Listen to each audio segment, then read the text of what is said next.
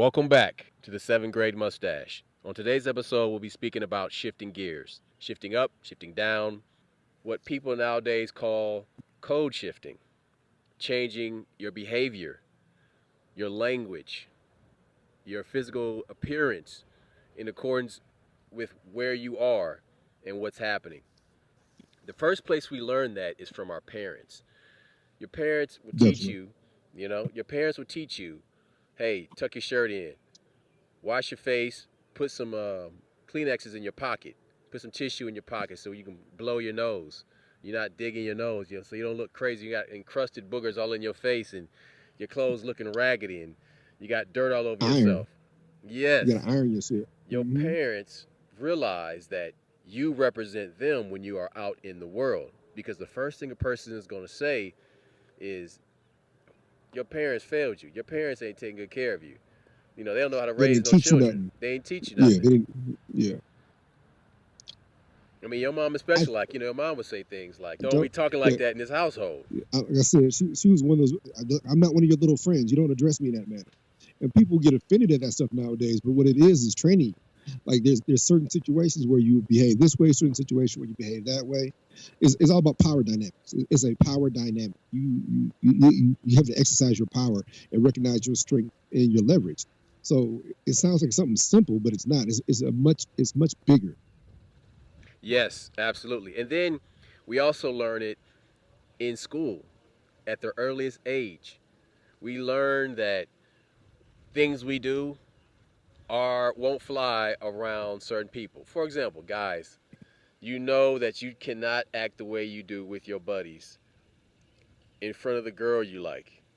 If there is a girl that you are trying to get with in elementary school, you know you can't be going throwing dirt bombs at her and trying to grab on her and do all this little boy shit that you do with your friends. That just won't work with that little girl because she's built differently. Social engineering. Yes, social engineering. You can't do Yes, that. But yes. you learn the rules of engagement. That's a good point. That's right. The rules of engagement. Hell yes.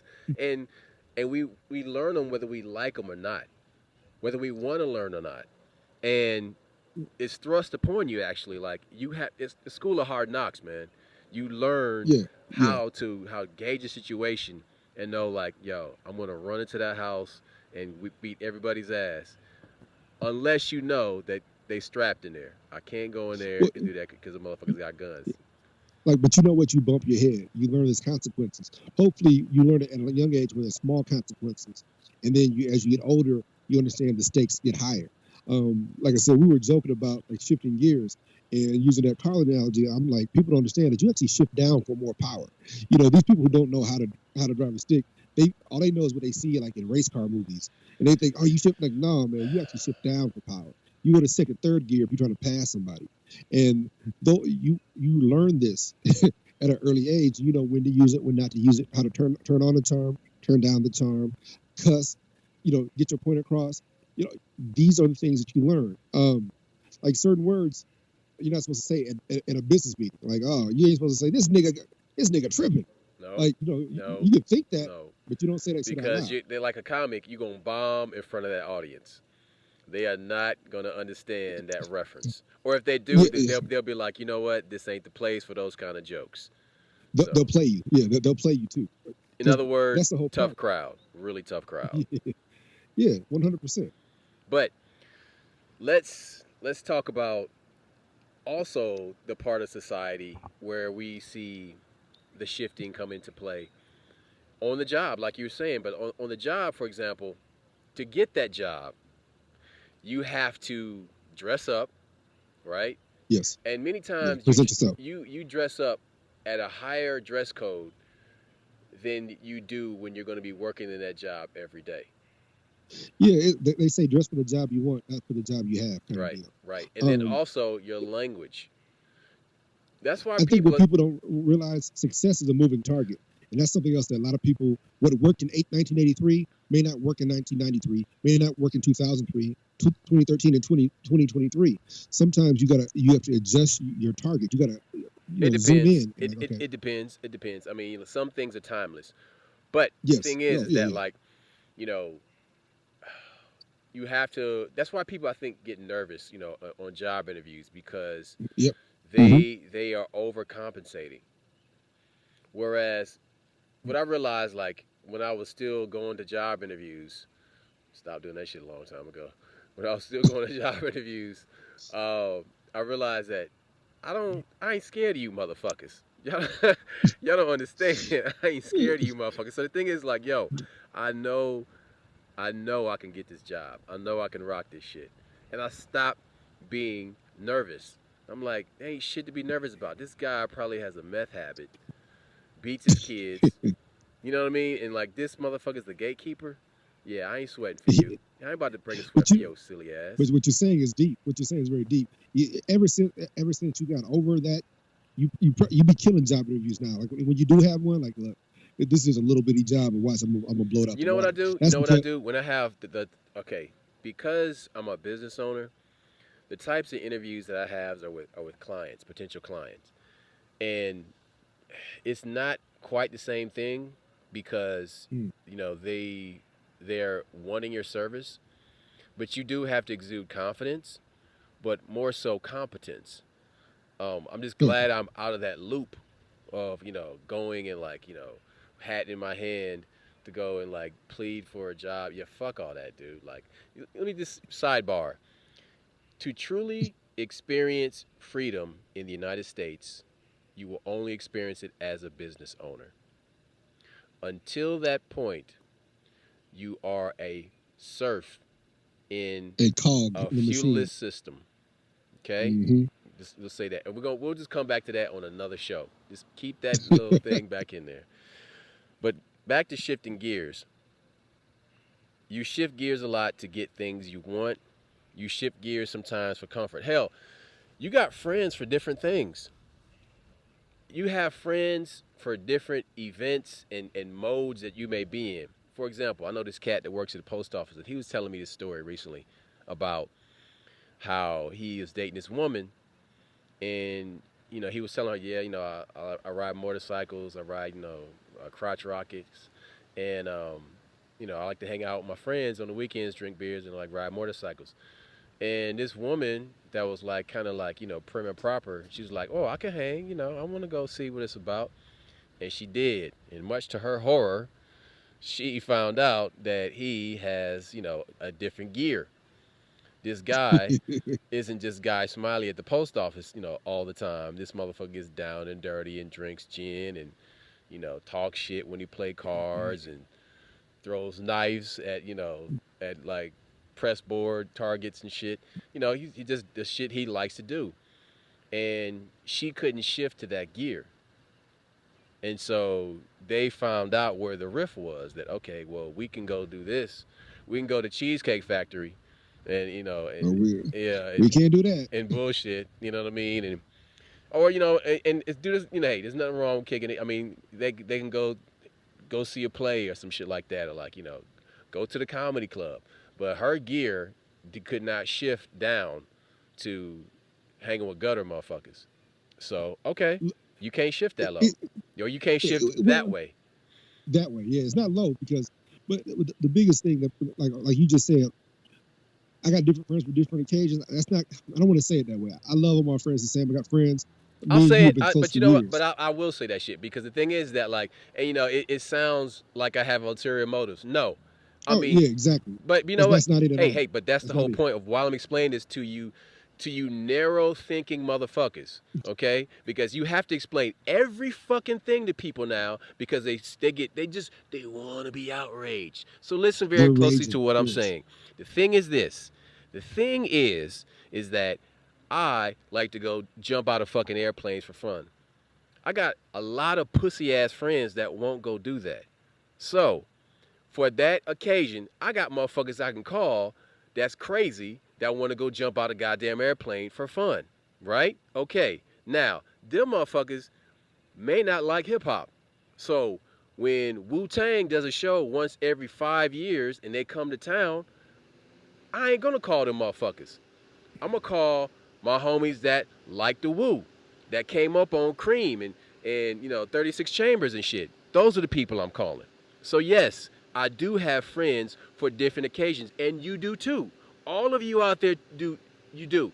Don't be ashamed to say that.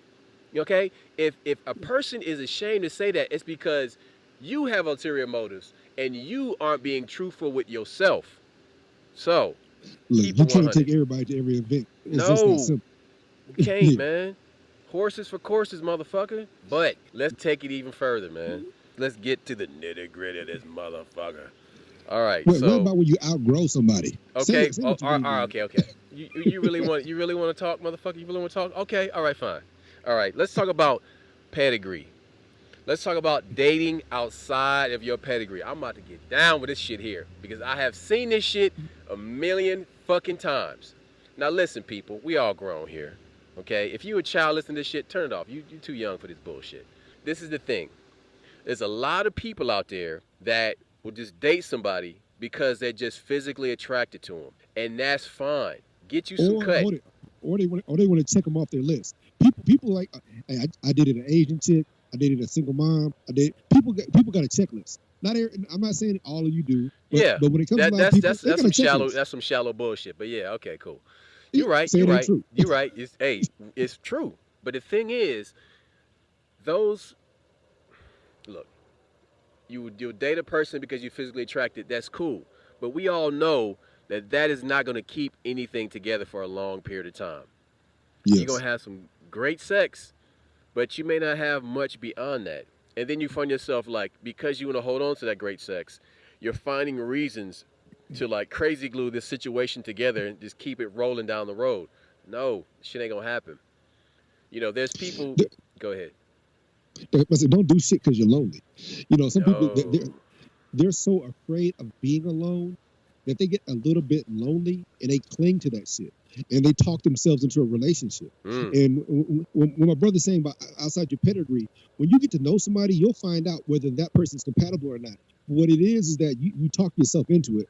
Like, first things first, I come from a single parent situation, and people might assume stuff about me like, nah, I'm not some weak mama's boy. That's not. I don't cling to that situation. So, but if you got to know me, you would know that. But people find out about your history, they make assumptions. But the fact of the matter is, when you find out, like, you know what, that person ain't got the healthiest relationship with their mom, or that person ain't got the healthiest relationship with this, or they hate their siblings, or their siblings don't hang around them. And sometimes that's a warning, and we discount the warnings to make ourselves comfortable. But when my brother says outside your pedigree, it's like when you get to know a man or a woman, you're gonna find out, like, you know what, we come from different backgrounds.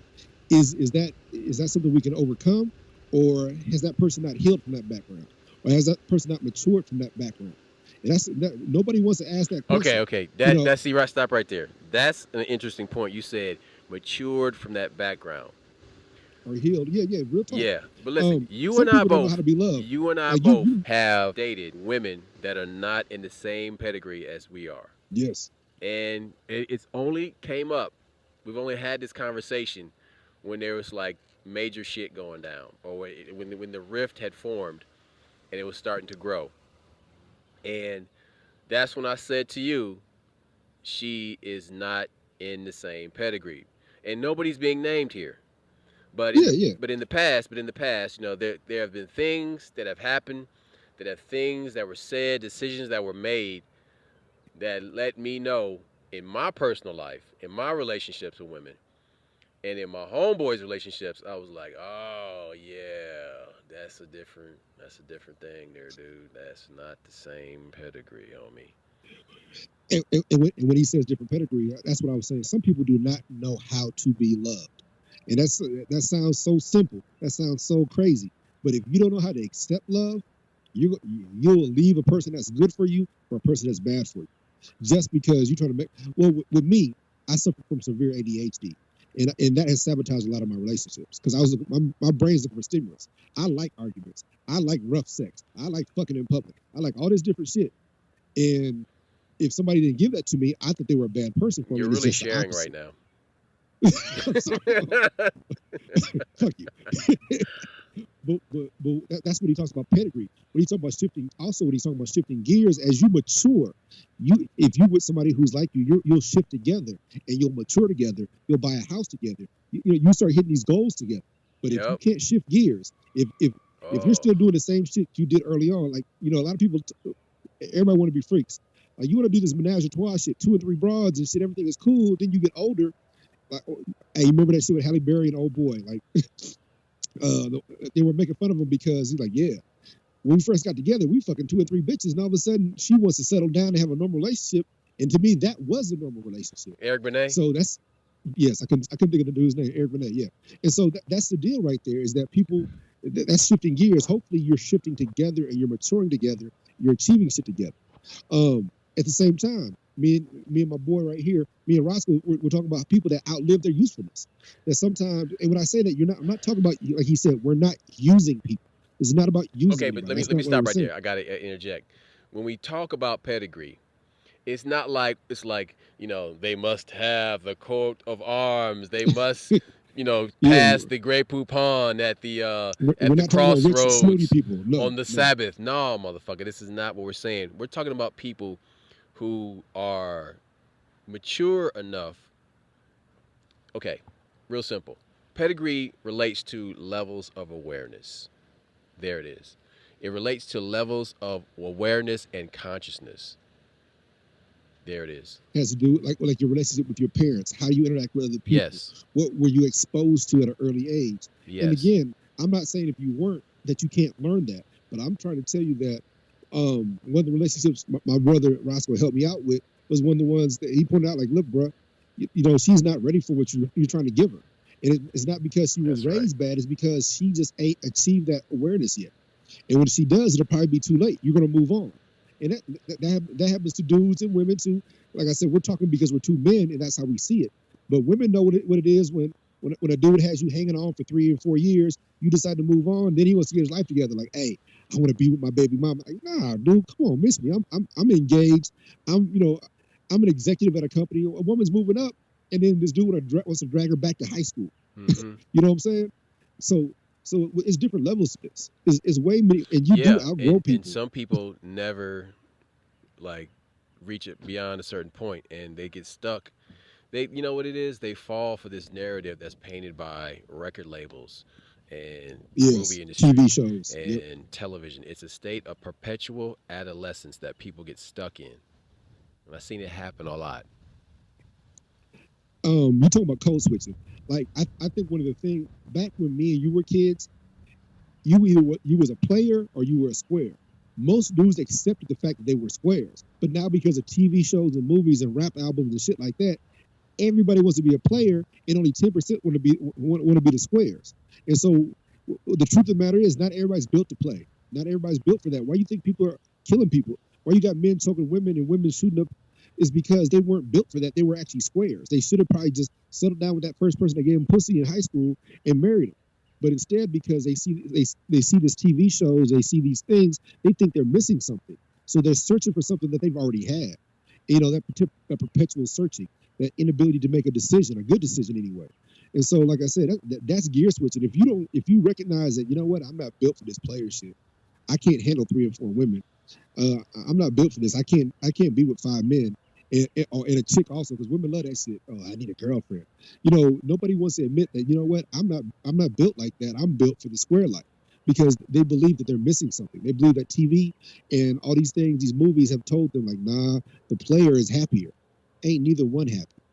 You're both miserable, and you create your The happiness. grass And we've is talked about always greener on the other side. damn right. Expectations. Yes, you have inadequate expectations, and like he's saying with this gear switching, that means that you need to be aware of what's around you too, and your surroundings and who you are. A lot of people don't know who they are, so they don't switch fast enough, or they don't recognize it. You know what? I need to shift down a little bit. Let me take it easy. I have a chance to make a good business decision. They can't do that. They can't see the difference. Look, man, that's some deep shit. Go ahead, roll on, Well, Roscoe. Roll on. perception is developed early age and it's cultivated. It's cultivated and it teaches us to see the world through sometimes distorted perceptions.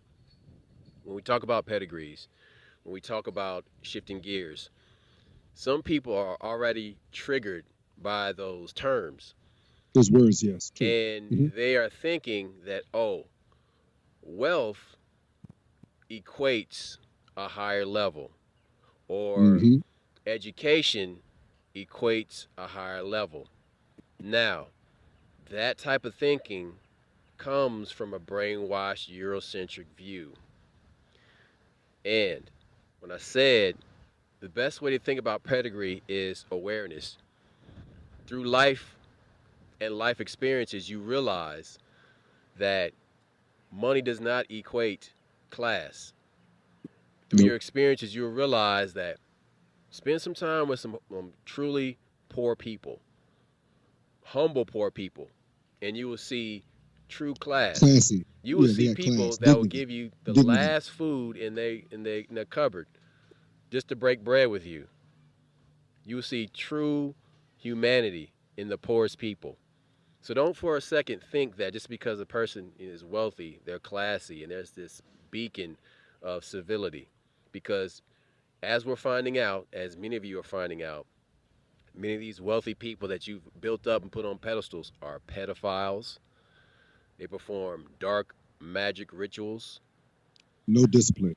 They can't control themselves. They have their sexual deviance. They have all types of strange vices that they wind up being victim of and is used to Their own. blackmail them when they're in these Yes. positions of power. It's their own undoing.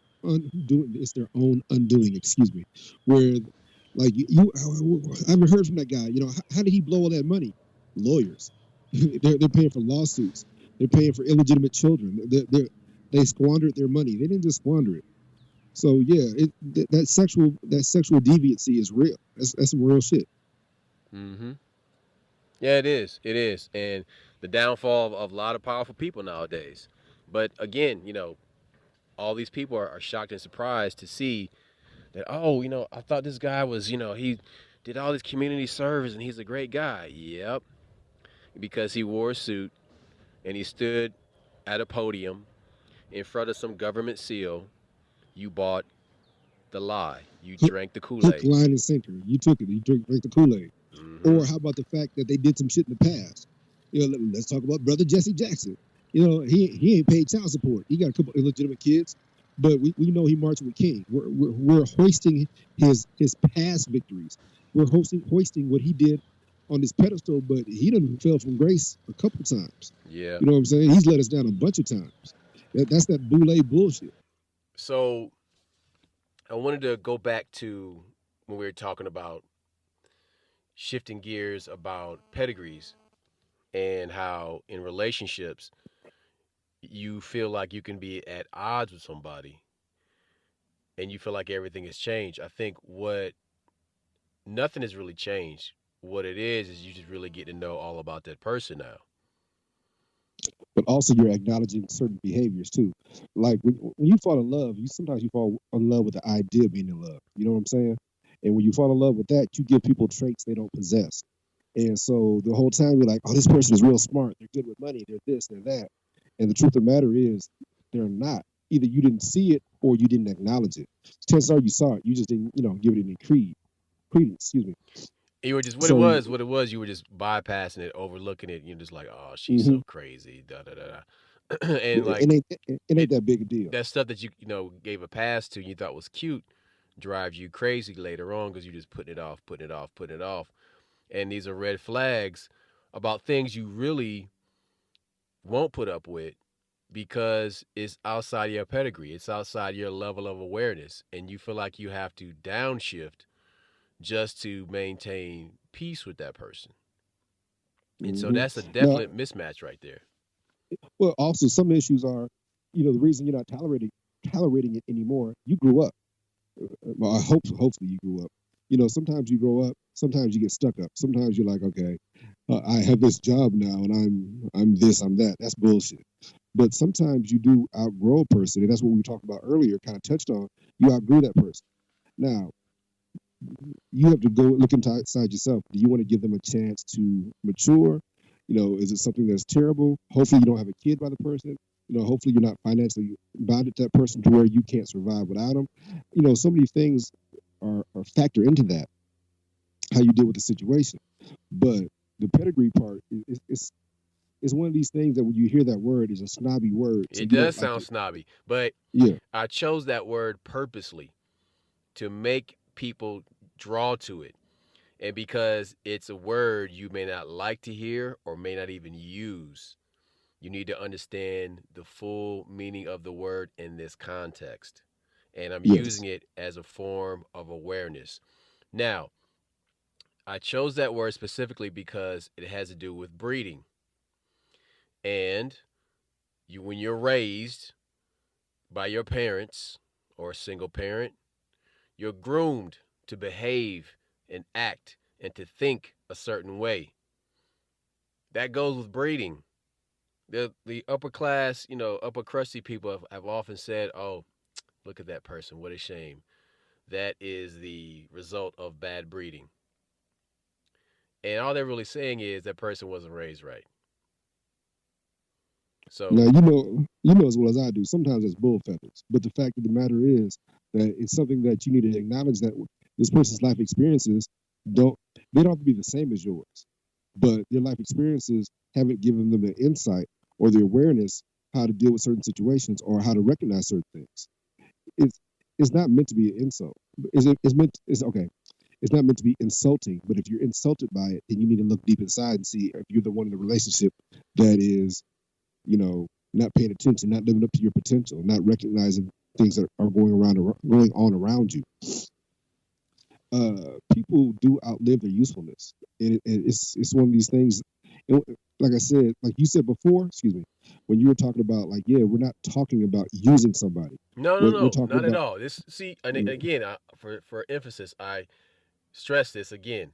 This is not some snobbish point of view. If you open your mind and shift your perception, what we're talking about is that we grow and we change over time, and you're on a trajectory. And if this person that you're dealing with is stuck in one spot, you are not going to, through some miracle, cause this person to just evolve overnight or even over months or over the course of a relationship. That is who that person is. I think like the biggest, like I said, the example that I bring up are black political figures, comedians. There's so many, and I don't like using the word not funny anymore, but there's so many comedians that didn't evolve or their comedy didn't grow with their audience. Mm. I was back in 93, 94, 95, I think, 4 or 5 when Friday came out. Chris Tucker was the hottest comedian in the world, could do no wrong. Then he kind of found Jesus and he couldn't find a balance between doing comedy that he thought was inappropriate and the whole thing is that God's not going to stop you from being successful, but your comedy should evolve and grow. That's what makes Chappelle so special. He didn't just peak at the beginning; he's been peaking and peaking and growing and growing. So his comedy has always grown. Your comedy has to grow. Even prior, his comedy grew. When he didn't feel like he wasn't doing stand up anymore, he did movies. He evolved. Two figures that I think that need to go away when, as far as the black community, Al Sharpton and Jesse Jackson. You know, those two guys, they have not evolved. Don't get me wrong. I do believe that racism exists. I do believe that we're a work in progress. But I don't believe that marching is going to be the answer. I don't believe in gun control for black people. I don't believe in certain things. And so when you recognize that, or one of the new guys was Brother Umar Johnson. When Umar first came out, dude was best thing since sliced bread. Now he's kind of faking it. It's like he's phoning it in, and he needs to either he needs to back away from the microphone for a while, refine his mojo, or he needs back away because he's not giving that pertinent, relevant information anymore. He he just doesn't feel the same, and a lot of preachers, a lot of people that are in the pulpit, and that's just an example. They don't want to release that spotlight, and when they need to recognize and be aware of themselves. That's why this pedigree thing, this self awareness, is what we're talking about. You need to be aware, like you know what, I need to back away, or I can't comment on that. I don't have enough information on that. I haven't read enough about that. I haven't studied that enough. Or like you know what, I'm a there's a young brother or sister out there that is really, really relevant, pertinent. I want to introduce you to her. I want to introduce you to him, and let them take the ball and run it in for a touchdown. But we don't like to relinquish that, and that's part of pedigree. That's part of recognizing your limitations and being in your awareness. Look, we're not telling you to break up with your mate. We're telling you to recognize who your mate is and be honest about it with yourself. And is that where you want to be, or is that who you want to be with, or is it? because you become your mate. You can digress. You can regress, I should say. It's only a matter of time. And that's what happens is in that situation, if you've already downshifted to occupy or coexist in that space that is unlike your own through devotion, through foolish devotion and submission, you lose yourself. But that is an issue I see a lot of people get caught up in. But what I want to talk about for a second is comedy. I want to talk about Yeah, black comedy because you touched on it in for a brief particular. second with Dave Chappelle. And the thing is, there's different types of comics in black comedy, and the most famous of all of them, even the youngest of young people know who he is because he's been in the headlines lately. Is Bill Cosby. Bill Cosby, along with Dick Gregory, blazed a trail for black comedy that a lot of all of these black comics have walked because of him and Dick Gregory. But these are two different types of guys. Dick Gregory started out as a clean comic like Bill Cosby. Bill Cosby played the clean part, Hmm. boule the whole nine. He played the game, but he had gross, misgivings and habits and vices the entire time. But Dick Gregory went the other direction. He became a lightning rod for consciousness and a civil rights activist, going the complete opposite direction of Bill Cosby. Bill Cosby took the safe, quiet, lucrative route. Dick Gregory, not so much. Well, he was successful financially too, but not to the level Cosby was. Right, right. But if you look at them, they were of similar pedigree. Their Yeah. intelligence and awareness were very similar. Hmm. But I would say Dick Gregory to a higher degree, especially in his final years, his final years when you would hear him speak, and the things that he would speak on from such a very sharp and keen perspective. But then you have successive black comics who came along after them, the Flip Wilsons and Red Fox. Red Fox, opened the doors for guys like Richard Pryor. Richard Pryor, outside of Bill Cosby, is the I'll say Premier. he's the most. No, no. I'm gonna say he's the most important black comic in history, be Oh beyond Bill yeah. Cosby, because what he did, he spoke directly to racism, and his pedigree was of the highest. This man Unfortunately. was Hmm. born and raised in a hoe house. Now, when you talk about pedigree, one would think, oh, well, he's born, in the low slum of life. But look at what he made of himself. Look at Yeah, how he should many. he should never have amounted to anything, but he Nope. did. He built that. And his comedy is timeless. The stuff that he talks about is still relevant today. Again, a man of the highest pedigree. Not because, he gained wealth and all that. No, no, no. Because of his sharp wit and insight Awareness. Yes. and awareness level. So, and the thing is, Pryor's comedy was so airtight because he would just talk straight and it would be so deep and so thought provoking, you know.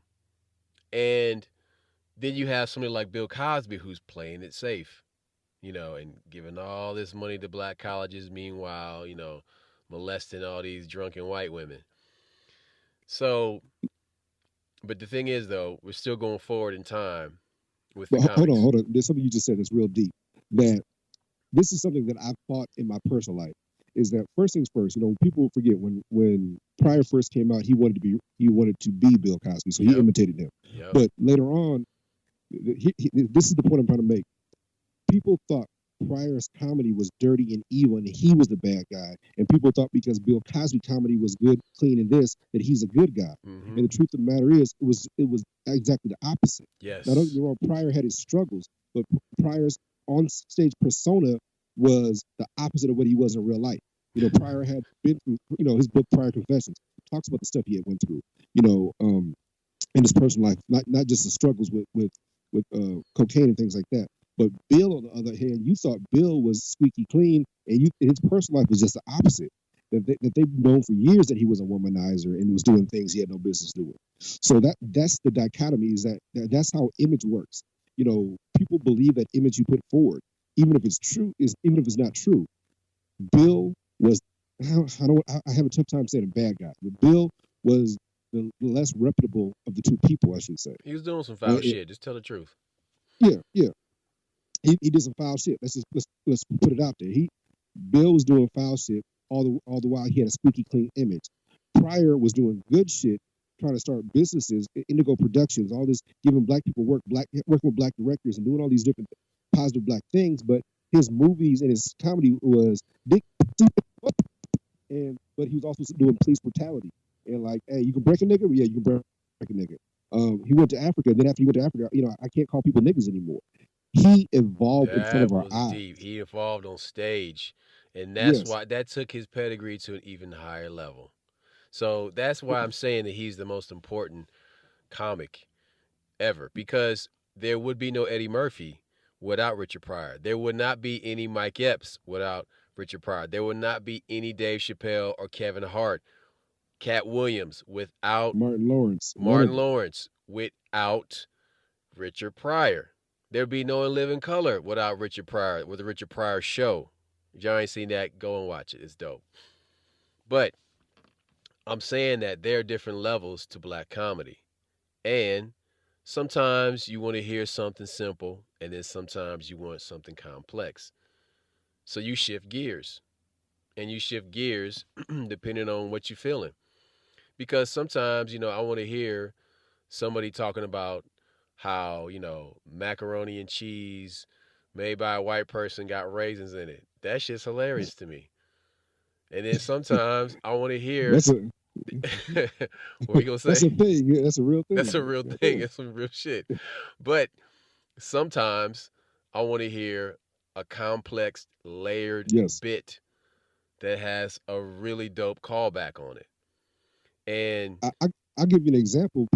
People like, since we're talking comedy, remember Curb Your Enthusiasm? It's all these people that don't like that show. Larry David, That's because yeah, that whole show is a joke. The it was the entire show is HBO a show joke, that he's talking about. yeah, and it crescendos in the very end. The entire show is a running joke, and The so whole then thing at is the a end, joke. yeah, so that's where people don't get it, because if you chime in and don't watch the whole thing, your awareness ain't gonna be there. Well, that's the same thing with comedy. You have it's so many funny things that Chappelle has done, like when he's saying "grab her in the pussy" and shit like that. I can make a joke out of anything.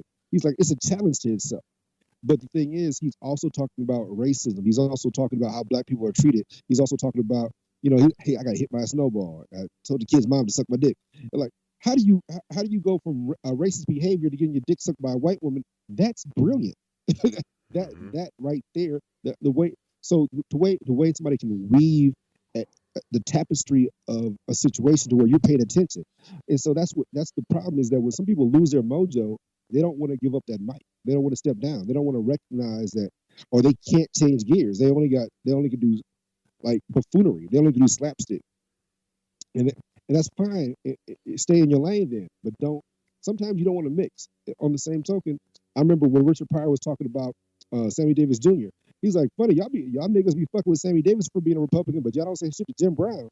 Because he's calling y'all out. He's like, yeah, y'all fuck with Sammy because he a little nigga, but y'all don't be running up in Jim Brown face and say, hey, you're a conservative. Y'all don't fuck All with him. right. So look, Cat Williams, another little dude. Thing is, when he burst onto the scene with Pimp Chronicles, man, that was some of the funniest shit I've ever heard in my life, dude. And Mm, the reason why it was so funny is because he reminded me of Richard Pryor. Pryor, yes. You know what I mean? He reminded me of a young, raw Richard Pryor. And I'm like, this dude has the gift. But you can, like Richard Pryor, he also had his struggles with drugs. And I think, it handicapped him a lot of the last couple years. And then the thing is, I think he said some things, about the these boule motherfuckers. Basically, Yeah, started talking power about these. structure. He started talking about the Yeah. boule, and Hmm. he gets shadow banned by the entertainment industry. But the thing is that like Cat Williams is a dope ass comic, one of the greats. But that's a gear. And but see the thing is, what elevates him is the fact that he knows who he is. Because he's always giving props to Dave Chappelle. He says, I can't do that comedy. He said, I'm not on that level. So bravo to him because that his awareness is broad, you Mm. know. Um, but I love Cat Williams, man. Cat Williams is one of my favorite ass comics. Even to this day, like if he's gonna be on stage, I'll still watch. I will still watch that motherfucker say some shit because he gonna throw, uh, um, he gonna pull out something out of his hat to just surprise the shit out of you and have you on the floor laughing. Little Tink Tink was the funniest joke for years, and I'm like, nobody gave it props. We was talking about that little Tink Tink. Nah, Yeah, nigga bro. ain't got no No, leg. no, no, no, no, no, no. Lil Tink Tink was not the funniest joke. The funniest joke uh, was the shit about the weed. And he was like, nigga, nigga, it be get nigga, this stronger shit every right week. here, nigga? This shit right here?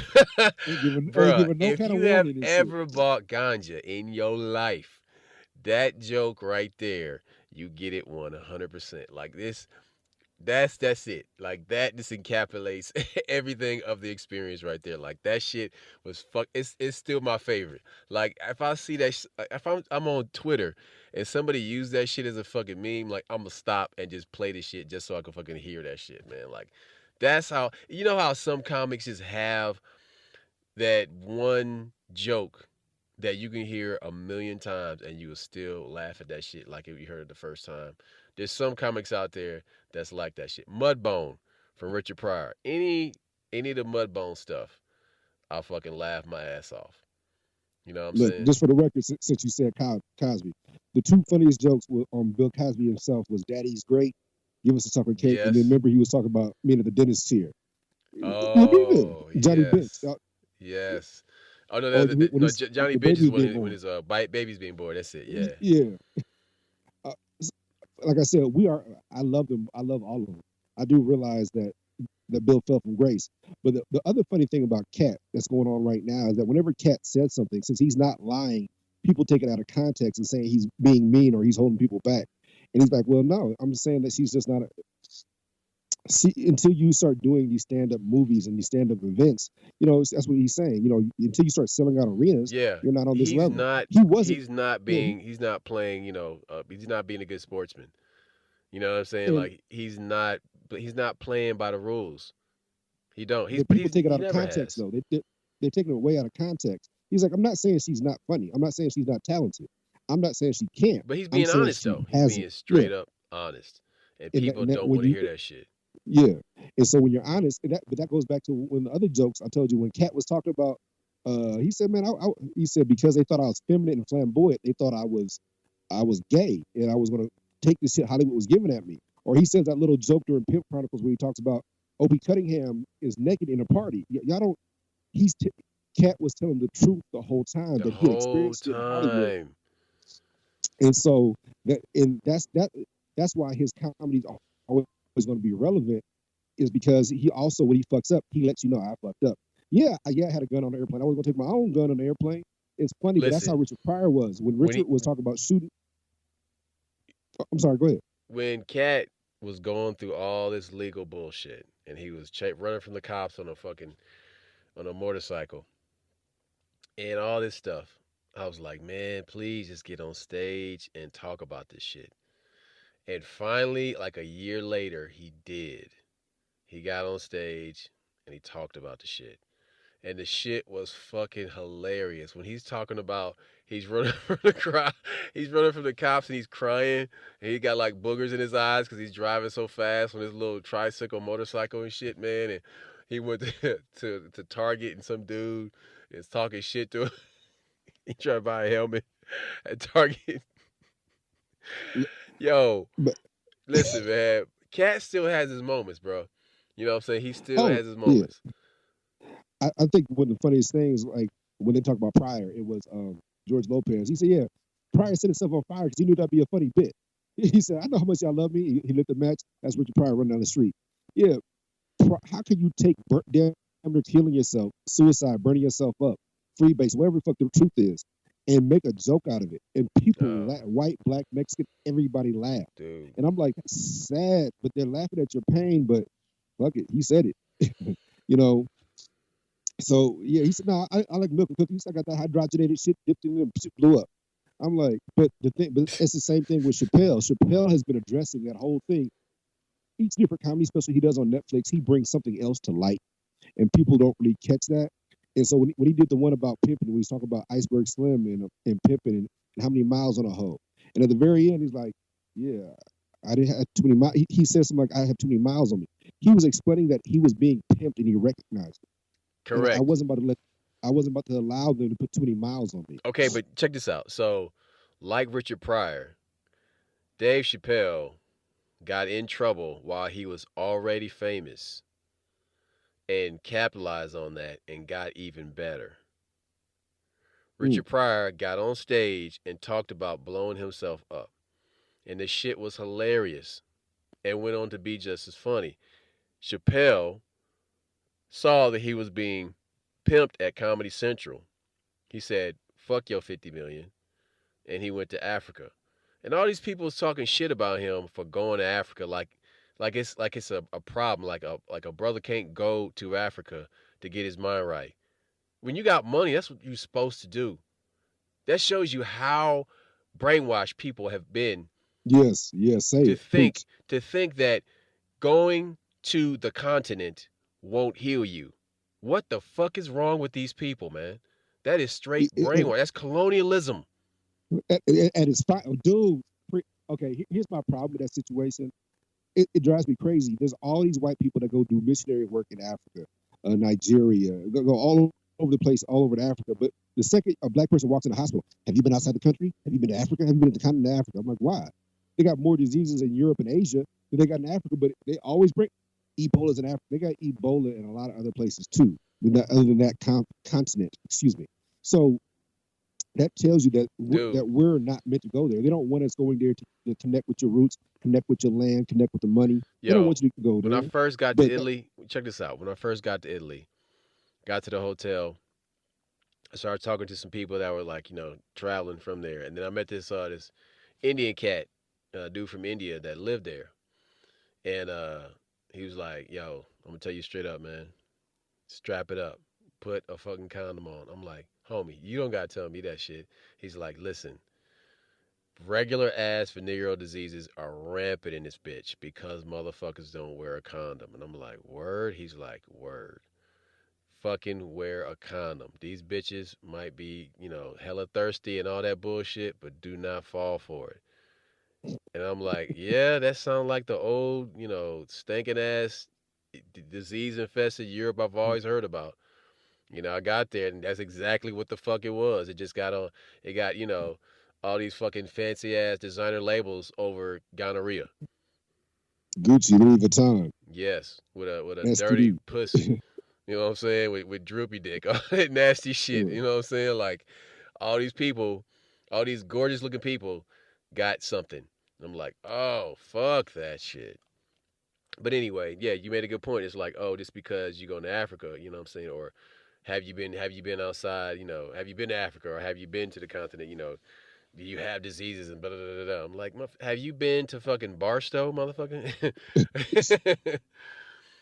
Look, even Pryor made fun of the GIs when they came in Vietnam. They're like, man, they got venereal disease in Vietnam that make penicillin cry. They kill Pinna. Fuck you. Yeah, people look. They have diseases other places other than Africa. The continent of Africa ain't the worst place, but they do that to make you fear you going there, and that's part of the pedigree. They actually hide your pedigree from you. They hide what makes you strong from you, and then you don't even acknowledge it like you're supposed to.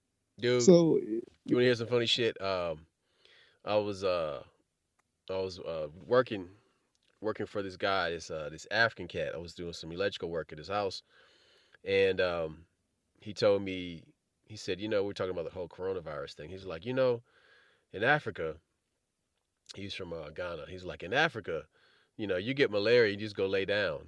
You know, bruh. Like he was talking about malaria, like that shit was like just the flu. He's like, you just go lay down. You know, you eat this and you drink this, and then after 2 days you'll be fine. He's like, this corona bullshit. He was like, this a joke. But anyway, what I'm saying is, it speaks to the strong constitution of people who live in the continent. You know what I mean? Like the stuff that they've had to deal with growing up. You know, and then you got these weak ass American motherfuckers with all these masks on and, you know, driving around in your fucking vehicles with a fucking surgical mask on like a fucking idiot. And I'm gonna say this to you dumb motherfuckers that's listening right now. Take that goddamn mask off, you driving around your car with a mask on. You dumb fucker. Your People car passing out from has that an shit. They're your passing out from that shit. car has an air filtration system in it, dummy. Charcoal filter. Charcoal filter. In your Yes. fucking car. It's a these stupid motherfuckers, man. Oh Today, no, man. no. Today, How about the today, ones cross contaminated? The bro. ones with the gloves on in the car. I saw a black man, a black woman, and a black child at the park today, and all these motherfuckers had masks on. There was nobody in the park, and they playing with their kid with a fucking mask on. I'm like, wait a minute. You outdoors. You gonna wear that mask? You don't have your child wearing that mask at home? You talk to your child. You tuck your child in with that fucking mask on, you fucking moron. You know, grab the wrong child and shit. Don't even recognize the kid. Nigga. Dude, this dumbass shit. This dumb motherfuckers, I, man. I told you what happened. Yeah, we went fishing on Sunday, and so I walk. We at Carter Lake. I'm on the Iowa side, so there's a point where I like a catfish, and so I'm going to this point, and there's a white dude on there. So he's on one side of the point. I'm on the other. I'm about 12 feet away. He goes, "Are you just gonna start fishing there?" Like, yeah. And so the other guy with me, he said, I saw the look on the white dude's face. I kept going, Ren. I'm like, no, you're not going to run me off. I'm not going to get up under you. You know, I dig it. I'm doing the social distancing, but I'm not going to miss a fish because you're uncomfortable with me sitting here. And, you know, I mean, he gave me the stank face, and then I'm like, well, my homeboys get here, they're going to cuss you out. Sure enough, my homeboys start cussing them out. I kind of felt bad for the dude because they got ignorant. But the fact is this, you're outside. You know, you're far away from each other. Anything over 75 degrees is supposed to kill this thing. It was like 78 degrees that day. It's so people are paranoid and they're using this fear to control people in a crazy freaking way. So But like I said, don't abandon what you grew up on. Though. no, That's all. no, you can't do that. And that guy, he is what he's always been. He's from the shithead pedigree. He's the snitch pedigree that snitches on their fucking neighbors. Have you heard about the L.A. Mayor Garcetti paying people to snitch on their neighbors? No, no, I hadn't Oh, heard about that. bruh, look into that. Garcetti, the L.A. mayor, is basically so the campaign for to do it says it's like the opposite of snitches get stitches, but instead it's snitches get riches. I'm like, oh no, you're making a culture of rats. You're making rats, people to rat on each other, man. Dude, fuck that noise. Yes, don't teach your children that shit. You'll make them spineless jellyfish. But as part of being free, though, people, like I said, when they get scared, they start abandoning their freedom voluntarily. Now, that's one thing when somebody oppresses you and beats you over the head and takes your freedom. It's another thing when you relinquish it because you're uncomfortable or the potential of something. And like I said, they've been having black folks in check for years. So we said this on our other broadcast, and I need to make this quite clear. White folks be mindful of what they do to poor black people because they're going to do it to poor white people next. It's practice. They practice on us. They hone their skills, the power structure. Then they do it to everybody. So that's when Pryor said, you know, it's an epidemic. Yeah, well, next time you see niggas in need, y'all help us. Well, you need to understand that it's coming to you. It's coming to you next. So you need to be aware of what we're going through. You know, have a heart compassion, but don't think that I'm worse off than you. I'm not as good as you because I was born over here. Oh, we're not talking about that kind of pedigree. He's talking about social awareness or being aware of what you are and who you are. And I'm aware that I'm great. I'm great already. I don't need to succeed at this or that or have this much money for me to define me. I was born from greatness. I'm aware of my heritage. That's what makes that's your pedigree. That's what you're. Yeah. Speaking personally, part of what constitutes my pedigree is self determination, a high spiritual awareness, the pursuit of justice and freedom. Now, these things were taught to me by strong parents, but I pursued these continually in my life, and I still do. And teach your children these things, and they'll become strong people, and they will grow into their pedigree, and they will have strong offspring if they teach this to them. And what they're doing is they're making good people. What my parents did with myself and my brothers and sisters, and Duct Tape's mom did with him, is these people raise good people. And when you're a person of that pedigree, you seek your kind. It only benefits you to seek your kind, good people. That's not an elitist way of thinking about things. That is a peaceful way of thinking of things.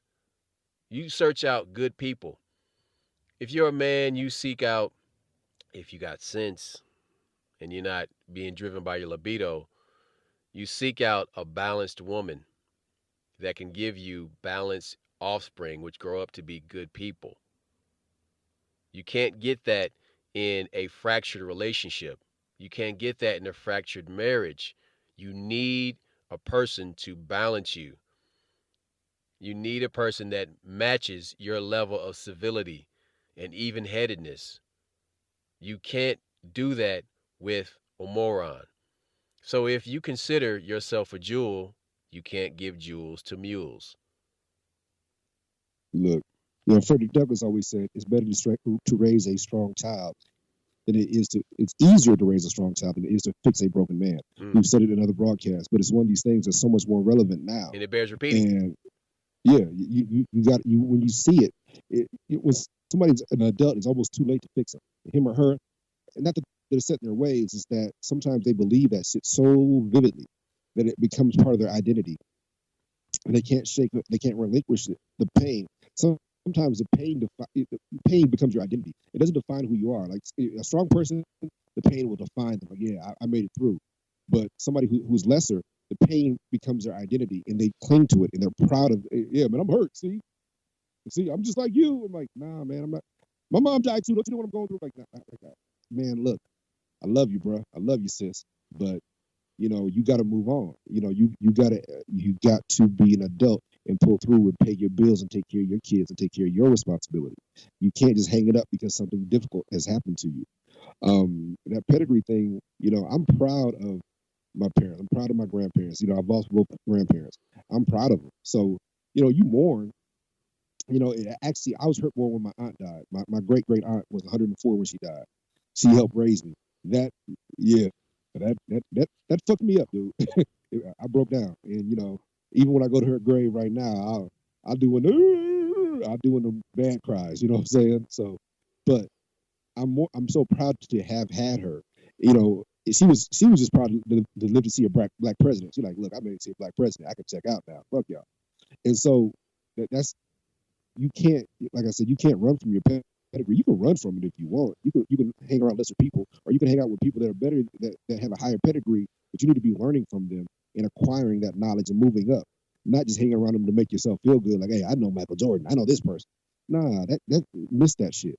You're supposed to be acquiring knowledge and building your status in a good way, not in a negative way, not to belittle somebody else or to step on the backs of lesser people. No, you need to be bringing them people with you. You need to be teaching them the game and showing you how you acquired this, just like somebody who's higher than you will teach you how they acquired their ability or their position.